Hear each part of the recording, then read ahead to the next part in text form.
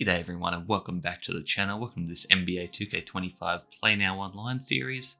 In today's episode we're going to be rocking with the Philadelphia 76ers. We're still currently undefeated, sitting at 3-0, although we're really 2-0. I think someone backed out in matchmaking and it gave me the win. You see there my opponent is 0-14, so shouldn't be expecting him to be that good. And I did want to use a tier 3 team at first. I was going to either go as like the Hornets or the Bulls or whatever, but I saw he picked the Suns, and I just didn't want to risk it. I think playing as a tier 3 against a tier 1 is a bit risky, so I just went ahead and picked a tier 1 team, and I just went with Philly and see if I can dominate with, the likes of Embiid, Maxey, and the new big free agent they brought in, Paul George. I think he's rocking number 8 apparently, which I was not expecting, but I believe maybe his number he wanted to use was already retired possibly. But yeah, going to be getting into this one. PG versus KD, and then Booker v Maxey are a couple big matchups. But yeah, this is just going to be me talking about the predictions for Philly this season, and obviously it all depends on health and on the big fella in Joel Embiid coming off what seemed to be a rough Olympics, but ended up being very good for him as he did really come through for them in the semi-final against Jokic and Serbia, and he did decent in the gold medal game as well, I believe. But before that, it wasn't looking good. But sometimes the Olympics is what you need to really have a player take another step forward and to dominate, because now he knows what it's like to really win at a high level, and that gold medal could really spur him on and have him just take another level. And really, it's just all this conditioning and just some decisions he makes during the season and just on the court. People don't really talk about as much, but he's always not in great shape, and the way he falls is just ridiculous. I mean, I'm not his biggest fan as I am a Nuggets and Jokic fan, but I still do respect him a lot, and he's a very skilled player. And it's just crazy that he still hasn't reached the conference finals yet with the talent he has and the team around him. It's not like he's got a crap team around him. I mean, he's had good players basically his whole career throughout the process. The only time his team was bad was when he was sitting out for his first year or two. But you see here, I'm still struggling to shoot. I think after this game, they might have patched the shooting possibly, because I do have another game or two already recorded, which I will be dropping soon. But I do like Philly's lineup, led by, not led, but built by Daryl Morey. He seems to know what he's doing. He's also brought in a couple former Rockets players in the likes of Eric Gordon, as you see there. And he's given Paul George the max deal now, so that deal probably won't look good on the back end, but for right now, I mean, they needed to use that cap space. I mean, it was just going to go to waste otherwise. And Paul George, I feel like you'd rather have the James Harden at this stage in their careers. And it's going to be interesting to see. But for me, I just love Tyrese Maxey. But I don't see anyone beating Boston. But if anyone could, I feel like Embiid is a pretty good matchup against them.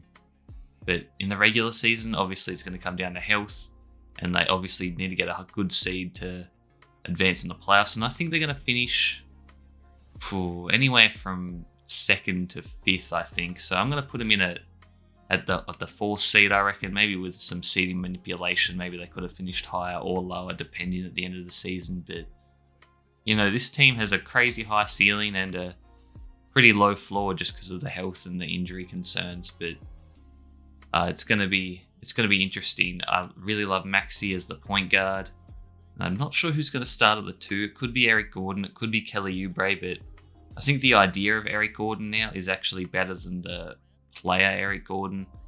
He's just really old now and just not as good as he once was. But I mean, if he's just in there to bomb threes and make a few, I mean, that could be a good pickup. And then I believe they signed Andre Drummond to be the backup center for Embiid. I believe it's his 2nd stint in Philly as well. I think he was there a few years ago.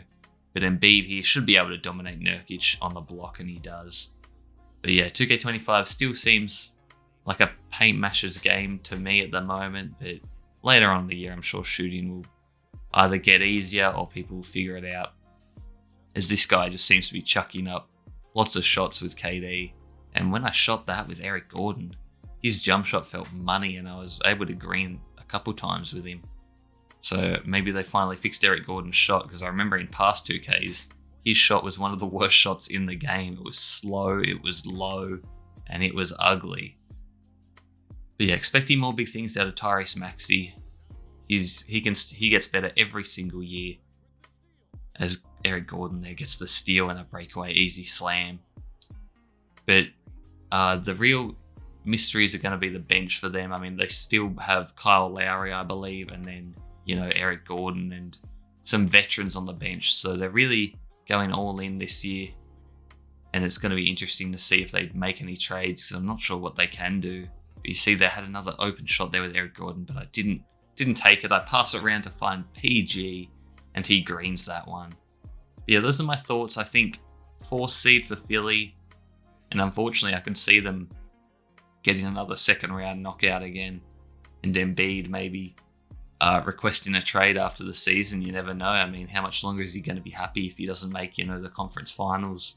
Even though, part of it, a lot of the blame should be on him. Just he's never healthy at the right end at the time of the season, and he always has a no-show game in the playoffs and just hasn't been able to come through for him yet. But you guys let me know your thoughts down below in the comments. Make sure to like, comment, and subscribe if you enjoy. It really helps me out. And let me know what teams you want me to play as or talk about next. I don't necessarily have to talk about the team I'm using. It just, kind of makes sense for the video. But Phoenix with Brad Beal here does a little step back, and he's been pulling off that move quite a few times, and it looks real nice. I don't know if that's the go-to shot or if it's just a step back. But either way, it's going in and it's looking good. As Tyrese Maxey has a easy shot there, and I just changed my mind. I wasn't sure whether to pass or shoot, and I totally fluffed it. As he takes a quick one with KD, and now we have a chance for the last shot here. But a real high-scoring game, not really used to this. As Paul George doesn't have anywhere to go, and he's just going to have to put up an ugly shot there. And obviously bricks it. But 23-14, 9-point lead at the half against this 0-14 player. Quite crazy that he's 0-14. I don't really know how that's possible, to be honest. I mean, I don't know if he's just got bad internet or if he's just a bad player. I mean, I can tell he's not great, but he doesn't seem like the worst. But I mean, maybe just using Phoenix, anyone can score the ball, which makes sense, as they have a big 3-headed monster there in Beal, Booker, and KD. But mostly, KD and Booker, let's be honest. But he has been hitting me a couple times with Bradley Beal here, but I try to get the steal there, but the ball just bounces around. We can't get control of it. As he passes it, I think that's Tyus Jones or Trey Jones. I always get them mixed up now. He takes a bad shot there, and we get the easy rebound. As Drummond's in the game now, along with Kyle Lowry. And Lowry's going to spoon feed that to Drummond, and Drummond's going to go up with the easy slam. But yeah, hopefully we can run away with this game now. As he's got Bradley Beal. Does the step back again. Will he green it? No. Goes off Kyle Lowry. The veteran gets it to Paul George, who takes a quick shot, and somehow I've timed it absolutely horribly. But yeah, let me know what you guys think of the shooting. As I'm versing this guy called Gids. I wonder if he's a big Giddy fan, or maybe it is Josh Giddey. You never know. But I think that little icon means it's cross-play, so I'm not sure if that means it's Xbox or PC. I'm assuming Xbox, because I think PC players you can't actually match with just due to the hacking nature and that sort of thing, I think. Let me know if that's correct or not. And that's another player Philly have brought in, Caleb Martin. I forgot about that addition. Pretty nice pickup from the Miami Heat. They got him on a pretty decent deal too. I think Miami thought they were going to get him back. And I think Martin thought he was going to get a bigger deal from elsewhere, but the offers just weren't actually coming in as thick and fast as he thought. And Philly was the best option for him, I guess, at the time. So decent pickup. And if he has playoff form like he has in the past, he could be a lethal addition. I could see a big 6th man role for him possibly. But it's going to be interesting. He did just get a decent paycheck. Not as big as he hoped, as I mentioned, but could still be a big upgrade as he greens that one there. So his shots looking nice for me in the game. As Phoenix are down 11 now, 30-19. Should be able to put this one to bed soon. Hopefully can make him quit as he takes another bad shot there. I mean, I think he's just coming down and freestyling. Just like I am, I'm not really running plays or anything. I'm just trying to hit the open man as I find Eric Gordon again in the corner, and he greens that one, and it's just looking beautiful. This guy was rocking Bowl as well, which I can't hate on. Former Denver Nugget. I was hoping he'd be a future player for us, but unfortunately we let him go. Or did we trade him? I can't actually remember. But he goes inside there with the point guard, gets absolutely swatted. And now Kyle Lowry running up the court, finds Caleb Martin again. And he misses the layup, but Lowry with the big board gets it, takes it back out, finds Eric Gordon, and he's going to call for this pick and roll with Caleb. And I've kind of messed this possession up here, as I'm going to have to go inside, try to hit the spin jumper, which is a bit of a go-to, especially when they're playing off ball. You can create a little bit of space, but I wasn't able to time it correctly, and he gets the rebound. Comes back down, has a mismatch here with Jones on Drummond. I try to stay in front. Good defense there. I thought I got a pretty good contest, but I didn't get the feedback. But he gets it back inside, finds Bradley Beal, shoots the three. He was pretty open, but it rims out. But Phoenix, they're going to have a big, interesting season, because if they don't win it all this year, there's going to be extreme changes, you would think, with KD getting older, Booker another year, and Beal getting older as well. And the amount of money they've spent on that roster is ridiculous. As we take a 16-point lead there through Andre Drummond, and he has to call another timeout as we're getting close to halftime now. But I think that's just gonna be about it for me. I might just let the rest of the gameplay play, and I'll see you in the next one. Thanks for watching, guys. Peace.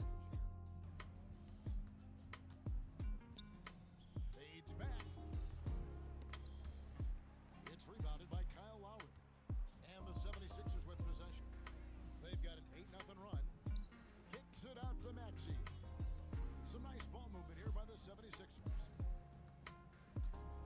Here's Embiid, and he gets the basket. Officials blowing the whistle, so a chance at the line for one more.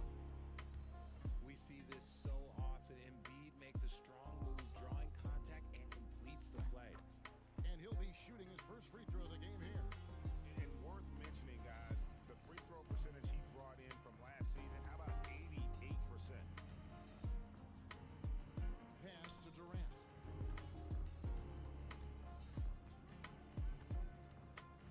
To the paint. And that one's good. Iguodala.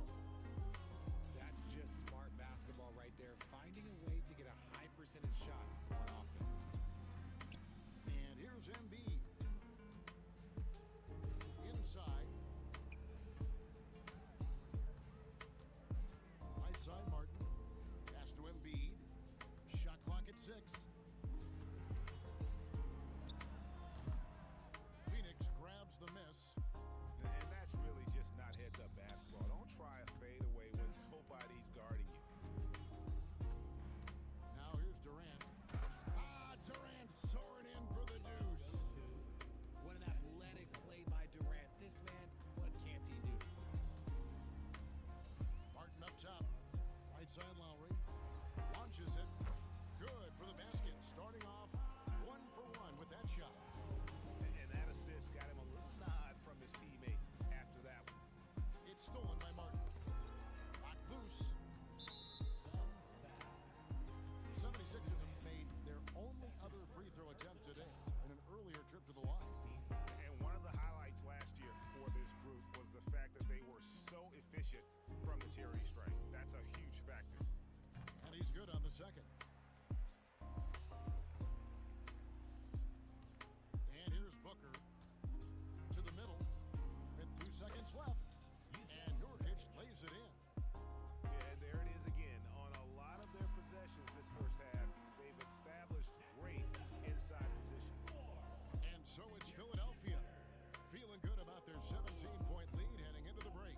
They've got their field goal percentage to thank for that. They've been hot from all over the floor tonight. Right back after this break. And with a big gap on the scoreboard, the second half begins with very different goals for these teams. One side trying to mount a comeback, one side trying to protect their lead. RJ, we know that the Suns missed the playoffs for about a decade, but now they seem to be getting some traction. How do you view them? I view them as a team that's in transition. Obviously, they have Devin Booker, the homegrown star. The guy has blossomed there in front of everyone's eyes. And after that finals run, they've really been searching. He's the last player there. But whenever you have Kevin Durant on your team, you are always on the verge of